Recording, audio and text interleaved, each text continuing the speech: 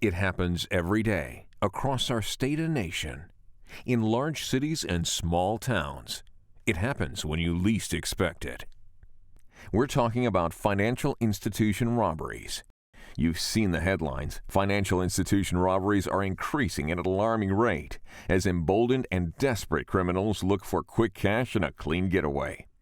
It happened to Dallas-based financial institution, as CEO Susan Chisholm explains. The robbery occurred right before closing time, which is a very vulnerable time in financial institutions. The teller was actually about to close out for the day, and the gentleman came in just at the last moment before the door was locked.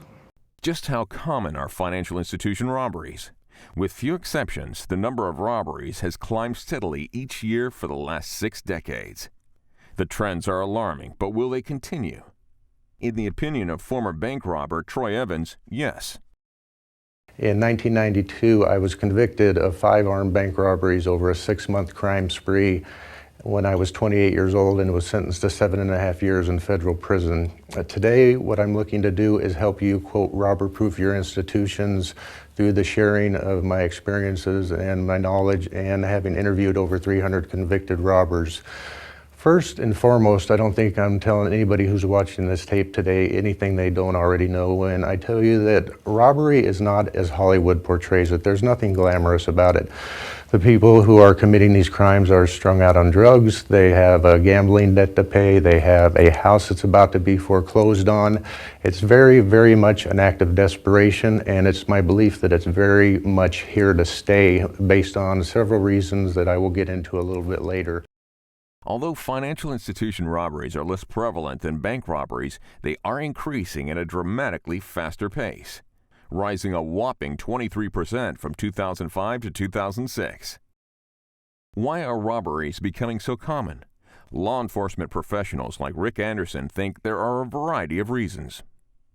I think robberies are increasing in financial institutions for several types of reasons. One, there are more financial institutions today than there have been over the past 20 years. There seems to be more competitiveness within the financial arena. There's more products available, and there are just more locations. It seems like there's one in every corner. So that's one of the reasons.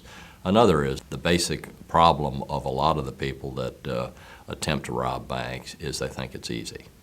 So they need the money, or they think they need the money, and that's where the money is.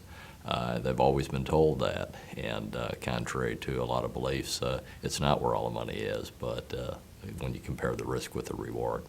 What's taking place is people are going into our prison systems and are becoming educated as far as policies when it comes to financial institutions, and they're being released with the knowledge that financial institutions and their employees are trained to do pretty much what the robber tells them to do as far as handing over the money. Obviously, that's a great policy. You want to get them in and out. You don't want anybody harmed. It's not worth taking that chance. But with that knowledge, they're coming out and they're making the decision that, you know, it's a better bet for me to go into a financial institution and come out with money than it is to go to maybe a liquor store, a convenience store, a pawn shop, something along those lines where maybe the individual may pull a shotgun out from behind the counter and challenge me. So it's my belief that robbery is very much here to stay for a very long time.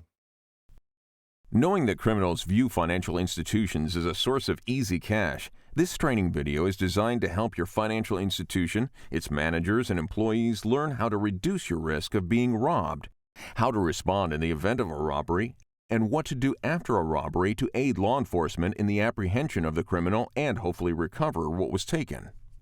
Though this video provides a number of ideas for your consideration, every financial institution must establish its own policies and procedures based on its unique structural, operational, and financial realities. We invite you to use this video as one tool in your arsenal to help you train your team and improve the odds that no one will be harmed if your financial institution is robbed. From the onset, it is important for your financial institution to plan for the occurrence of a robbery. For managers and directors, this means you should establish strong policies regarding the security of your institution, both physically and financially, as well as everyone in it. Do you have sufficient insurance coverage for assets that may be taken during a robbery? Do you have liability coverage in the event that a customer or employee is harmed during the robbery? Are you bonded so that customers' money would not be lost?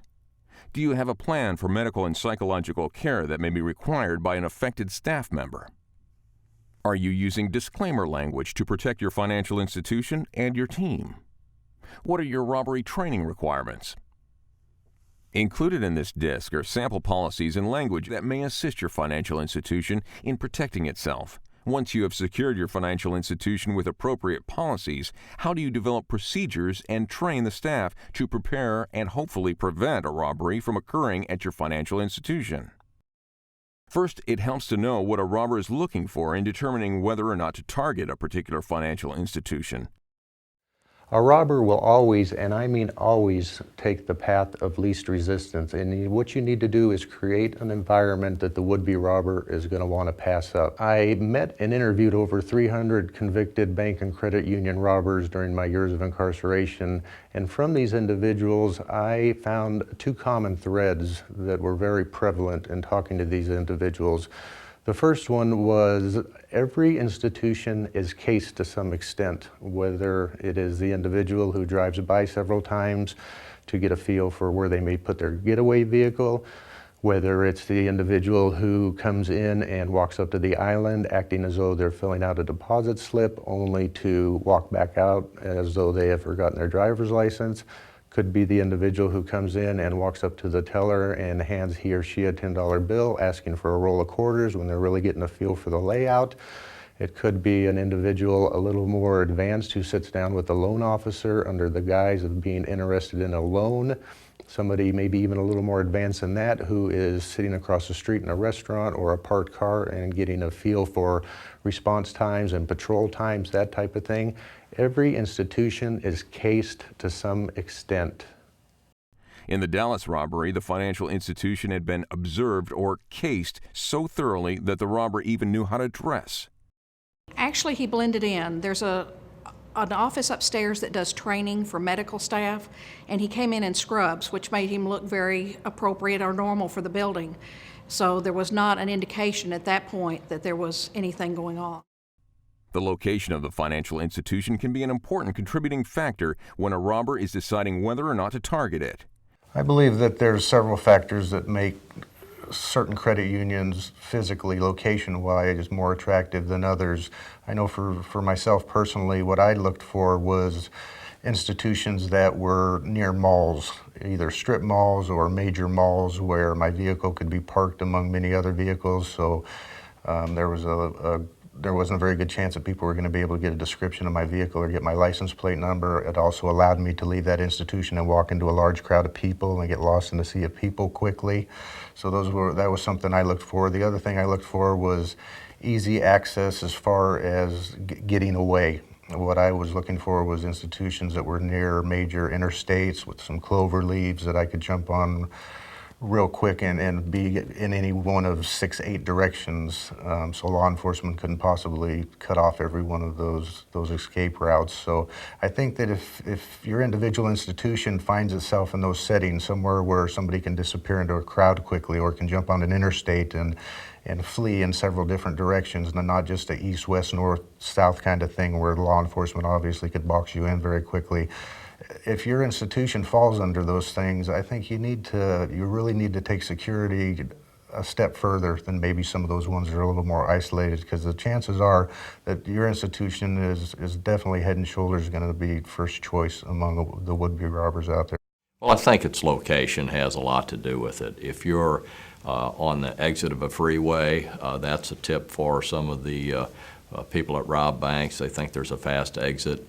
I think you have to do a risk assessment for each financial institution, credit union that has their location choice to determine what are the crime statistics in that area. Are they high risk, medium risk, low risk?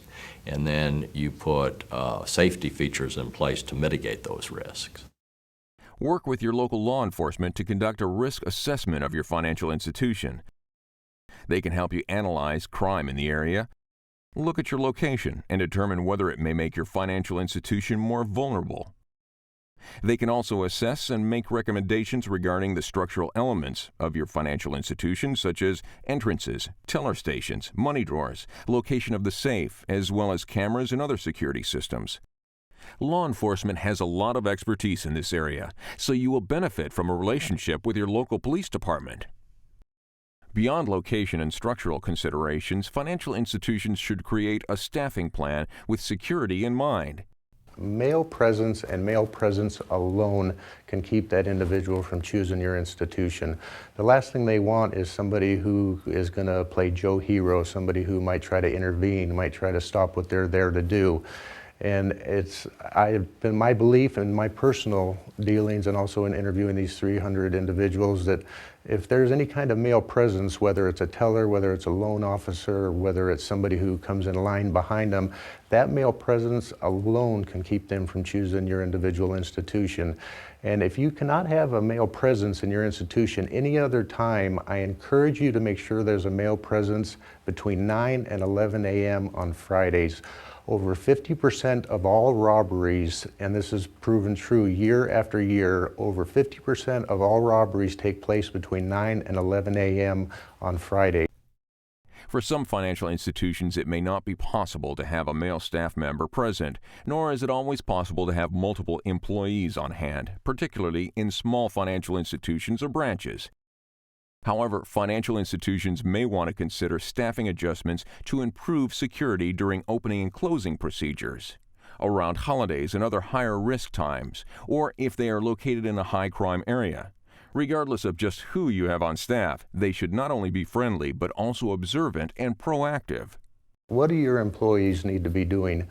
They need to be looking out for suspicious activities. They need to be looking for individuals who stand out of the norm. The bottom line is that the majority of the people who walk through your doors, the legitimate customers, you know who they are. You see them on a daily or a weekly basis. These are not the individuals you need to worry about. The individuals you need to worry about are the people that you've never seen before, anything that stands out of the norm. And I would encourage your frontline people, who I believe are the most important resource when it comes to robbery prevention. Your frontline people need to be aware of these individuals, and I believe you should make it a policy within your institution that if an employee is not involved in some type of a transaction or dealing with somebody, some legitimate customer, make it a policy that that individual approaches that person, extends a hand, says, "Welcome to our branch, what can I do for you today?" The legitimate customer is going to love that kind of customer service, and the would-be robber, that and that alone is going to send them down the road to a path of least resistance. The last thing they want is somebody looking them in the eye, getting a description of them, and that act alone is enough to keep them from choosing your institution. Too often, financial institution managers assume their staff knows how to deter robberies and what to do should one occur. Do not make that assumption. Establish written procedures for staff members, both frontline and management, since they will have different responsibilities before, during, and after a robbery. For example, do you have detailed opening and closing procedures? Are at least 2 staff members involved so they can work together to ensure no one is hiding inside or outside the building to grab a lone employee? Does your staff understand bait money and how it should be used? Do they know about alarms and surveillance cameras and how they should be used? Do they understand the importance of keeping a minimal amount of cash in their drawers? You may find helpful language and ideas and the sample procedures included in the resource section of this disc. Spell out all of your security procedures in writing, then train your team regularly, at least once a year, to make sure everyone understands the procedures that can help deter robberies and prevent violence should a robbery occur. Keep track of those training sessions by having employees fill out a participation form, such as the one included in the resource section of this disc. These should be kept in personnel files in case they are needed by auditors or insurers. Financial institutions should also include another requirement among their preventative measures. I believe that probably the number one thing that's overlooked by financial institutions that could thwart robberies is having your people sign a non-disclosure form. A non-disclosure form stating that they will not share with anyone, including their family members, anything surrounding security or actually anything revolving the policies around your institution. One of the reasons I was as successful as I was for so long as a robber of credit unions and banks was because I at one time had dated a teller. So I knew about second drawers, I knew about bait money, die packs, I knew about tracking devices, I knew when money was counted, those type of things. So obviously it gave me a real leg up. What else should your staff keep in mind? Be observant to that person. They could be a person in a suit and tie. They could be a person with baseball cap, sunglasses, which seems to be one common characteristic. And some of the financial institutions today are being told by their local police departments that if their management allows, post signs for the safety of our employees and customers. Please do not wear sunglasses or baseball caps during this transaction. I think one of the most important tools for the frontline staff is a suspicious activities log. I think that every single workstation, whether you're a teller, a loan officer, it's really irrelevant whatever your duty is within the institution. Every workstation should have right next to it a suspicious activities log. It can be as simple as a piece of paper, a pamphlet, a booklet, a journal, anything along those lines, but something that's right there close at hand that even if you're in the middle of some kind of transaction with a customer, you can quickly jot down a note, a description, anything that stands out that you seem to think is a little astray.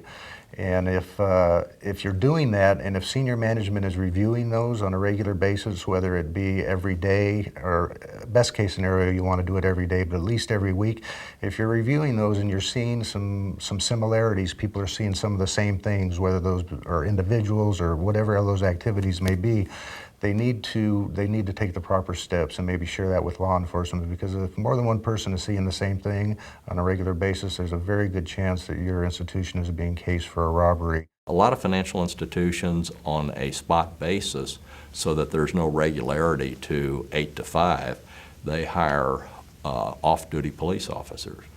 This allows them to have a presence within the financial institution. Some institutions relish the idea. It makes the employees feel safe. Others think it's not so customer friendly, but you have to ask the customer how they feel when they come into if they feel safer, if that particular branch or that credit union has been robbed before. There are times when your intuition and your gut feeling is, something's wrong. I recommend that they follow their gut feeling and notify the police. There are alarms that can be placed throughout institutions. There's telephones that someone else could call 911. It doesn't have to be the victim teller at the time. In summary, what are some of the ways you can reduce your financial institution's risk of being targeted? Work with local law enforcement to conduct a risk assessment of your financial institution and its branches. Determine whether your financial institution needs to make structural or security modifications, such as strengthening entry points, beefing up teller protection, reducing access to money drawers and the safe, and installing video surveillance systems, height charts, or other appropriate signage.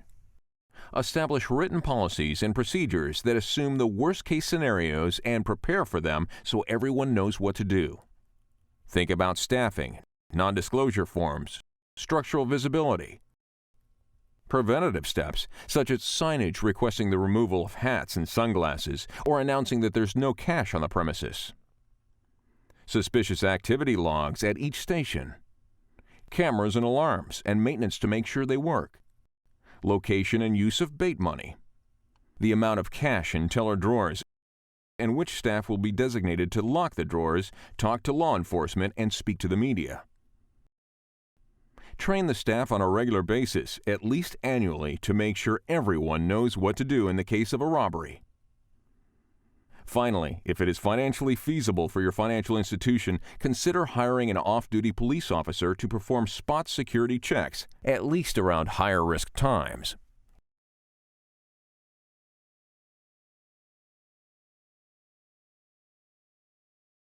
So you've done all you can do to possibly keep a would-be robber from choosing your institution, yet you are targeted. What should your employees be doing during this robbery? I love the phrase, be aware but don't stare. Look for distinguishing marks, characteristics, anything that can make this individual stand out from from the masses. Obviously, you want to remain calm. You don't necessarily want to agitate this individual, and you don't necessarily even want to look them in the eye. You have no idea what type of individual that you're dealing with. As I indicated earlier, most of these people are strung out on drugs. They have a gambling debt that needs to be paid. They have a house that maybe is going to be foreclosed on. They're acting out of desperation. So it's very important that you remain calm and that you comply with their demands. The bottom line is that you want to get them in and out of there as quickly as possible and let law enforcement do their job. It is crucial that your staff is trained so they know how to respond if a robber demands money. They should learn how to remain calm and comply with the demands while doing what they can to preserve evidence that may help law enforcement. For example, if the employee can do so safely, he or she should subtly slide the demand note out of view and touch it as little as possible to preserve the robber's fingerprints. Employees should also know where the camera is located to ensure they are not blocking a good photograph of the robber. Being well trained can go a long way to taking the right steps to catch the crook. On the flip side, not being trained can put your staff and customers in danger, as former teller Mickey Stokes explains. He handed me a note that was folded up that said, "This is a robbery, give me all your money." And not having been to any robbery training and knowing nothing about it, I took the note to my manager and said, "What do you want me to do with this?" And she said, "Give him your money." So at that point, I go back over to my station. I start counting out all the money. The man gets irritated that I'm taking too long because I'm still thinking to myself, this has got to be a joke. I'm not getting robbed. So I'm taking the money out a little too slow. He takes his gun out and he said, "You better hurry or I will shoot you." Without training, your staff may overlook suspicious behaviors or signs of an impending robbery that could have helped your financial institution thwart it. If I had been to robbery training, I probably would have known to look for when our blinds are open and someone backs their car in, that's not a good sign when you're at a branch and someone's backing their car in. They shouldn't. They should be pulling in forward. When he came in, and I didn't pay attention to this when he first came in, but afterwards I noticed he had his baseball cap pushed really far down so that the cameras that were above me wouldn't get his face, and it would just get the brim of the baseball cap. How agitated he was when he first walked in the door, that he was fidgety, that his face was really bright red. Probably should have noticed that, but I didn't know anything to look for, so I just thought it was someone, could have been having a bad day. Be observant, but be cautious. Remember, be aware, but don't stare. The most important priority for your financial institution is safety. Comply with the robber's demands exactly as he states them in order to get the bad guy out. Bank robbers have a plan, and it's a very simple plan. They want to come in and get the money and get out as fast as they can. From a financial institution standpoint, they should cooperate with that person. Their objective is to stay safe, and the way you do that is cooperate with the bank robber, give them what they want or demand, and get them out of the bank. That way you can maintain a safe environment. If at all possible, use bait money, which is documented traceable money that should be subtly populated in the drawer with other cash. Bait money can be used as evidence later on. In addition, record the type of bag or item used to transport the money that is taken. If possible, include a die pack, which will make the money unusable. But be very cautious, particularly if the robber is agitated or has a hostage. In those situations, use of a die pack or obvious bait money may further anger the robber and put people in grave danger. What if a robber doesn't use a gun, but threatens the financial institution with a bomb?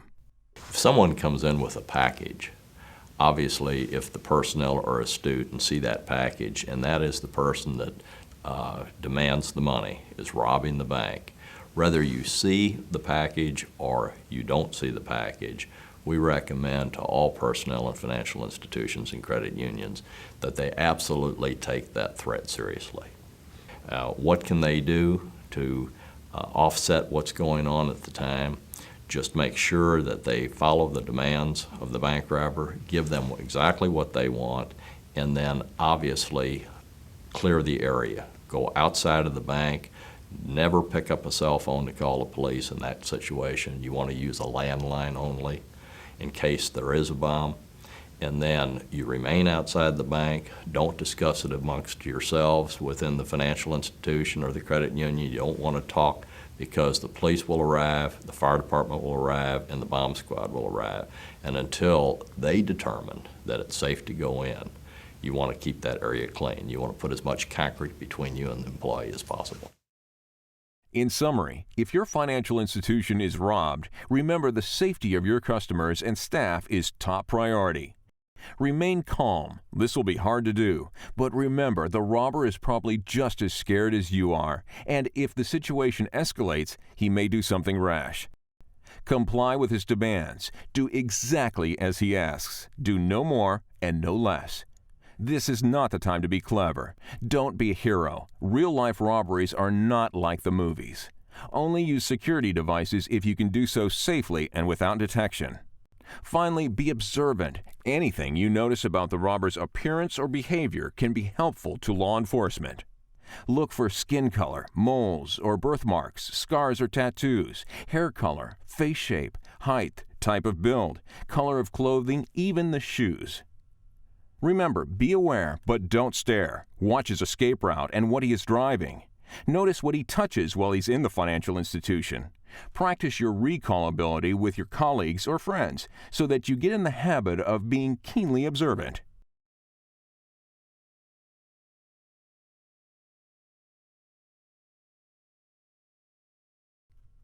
Your financial institution has just been robbed.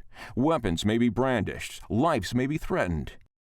Given the significant stress associated with a robbery, proper training and scenario training are essential in helping your team take the correct actions immediately following a robbery. First, ensure the safety of your customers and staff. As soon as the robber leaves, lock the door. You certainly don't want him to come back in and create a hostage situation. Well, law enforcement, first of all, needs to be notified by the financial institution. Now, when do they first notify law enforcement? We recommend don't call law enforcement unless it's absolutely safe to do it. If the teller hasn't already activated the silent alarm, do so once the robber has left and the financial institution is secure. Once that robbery takes place, then you have to protect the crime scene as best as possible. We recommend that employees don't talk amongst themselves. If there are customers in the lobby, that they please let the customer know, have one advocate, whether it's the manager or an appointed person at the time, say that we would appreciate if the customers would stay into the bank so that the police can interview them. If they absolutely can't do that, then you want to request that you get their information, driver's license, and place of contact that the police can call them. The reason we don't want them talking is because the descriptions vary among people, and we don't want to taint that information. All tellers should lock their drawers to prevent secondary thefts while the staff is distracted. Customers and staff should be asked to remain in place and not to talk to one another to avoid influencing each other's recollections of what they saw. Provide description sheets immediately and ask them to write down what they saw. And of course, secure the crime scene so it will not be tainted. Just what qualifies as a crime scene? The crime scene can be anywhere from the point of entry or it could be from the point of exit of an automobile. If there's a partner out in the car, or if this is a lone robber that had a car or maybe on foot, that could have dropped something on the way into the financial institution, could have dropped something exiting from the credit union. And in that situation, that's all considered crime scene. The immediate crime scene is between the suspect and the victim teller, where that money is actually transported across the counter. The police are not going to come running in. So the financial institutions need to be aware that they may think, well, we've called the police and they still haven't gotten here. They want to make sure that the scene of the crime is safe, that there's not someone still inside that's a threat to the tellers or a threat to the bank or financial institutions' employees. As a result of that, they will have to have someone contact them and remain on the line with the dispatcher after they call 911 to determine whether it's safe. The way they're going to do that, obviously, is ask them to send one of the employees out and talk to the police to make sure it's safe before they come in. There could be helicopters up above, there could be police and SWAT teams outside, and the employees may never know that. When the police arrive and the detectives arrive and the FBI arrives, they're going to be besieged with questions, and it seems very grueling to answer them several times, but they're looking for consistency, and they're also looking for inconsistencies to make sure that they have the right person. The police came in and they asked the same exact questions that the FBI did, and I explained everything again. They said, you know, you need to go home, you're going to start thinking about this, you're going to have nightmares about this, you need to focus on, you know, trying not to think about what happened with him, and basically so you can come back to work. But when you've never been prepared for anything like that happening, that doesn't really just work out. You can't just say, oh, okay, I'm going to be fine. A robbery can create significant stress, particularly for the employee who was robbed. He grabbed her during the robbery, but didn't take her or, hit. There was no hitting. But yes, she was hurt. There's a tremendous amount of emotional hurt that goes with this type of event. Make sure your staff and customers are all right. Watch for signs of stress-induced health problems, such as fainting, a heart attack, or stroke. Keep in mind, however, that some of the stress-induced health problems may not be visible or apparent immediately. About 3 days after the robbery, I started having nightmares, and I started feeling like I wasn't comfortable. Like I kept dreaming about it happening over and over. And when I was at work, every time someone would come into the branch that had a baseball cap on or they had a bright blue, royal blue jacket on, I kept thinking they were going to rob me. And I was being out of balance. I couldn't concentrate on, getting, even if they went to someone else's teller line, I still thought, what if they do it to them? And I went to people and told them, look, this is a problem. I'm nervous. I'm nervous when the people come in that remind me of who robbed me. And at that point, I was actually starting to ask them, are y'all going to send me to robbery training? Because I really need to know what to do for this now.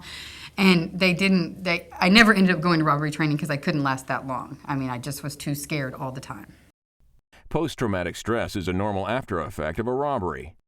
The emotional anguish can drag on for months as the staff member may relive the robbery repeatedly through nightmares and through ongoing conversations with law enforcement. Managers and staff should be sensitive to the sometimes severe reactions that may occur in the person traumatized by the robber.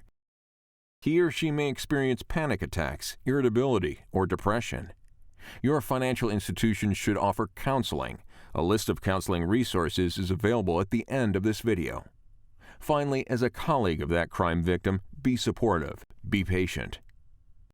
Money can be replaced, but the emotional damage and the stress that is brought on to the person that's involved, in addition to the rest of the staff, is not measurable. After your financial institution is robbed, you'll likely be contacted by members of the media who are seeking information about the sequence of events. Designate a single spokesperson for the financial institution, preferably an experienced public relations professional or senior manager, but don't reveal too much, such as the amount of money that was taken. Always work with law enforcement and take their lead to determine exactly what information should or should not be shared with the media. None of the details that are given to law enforcement should be made public. That is up to law enforcement.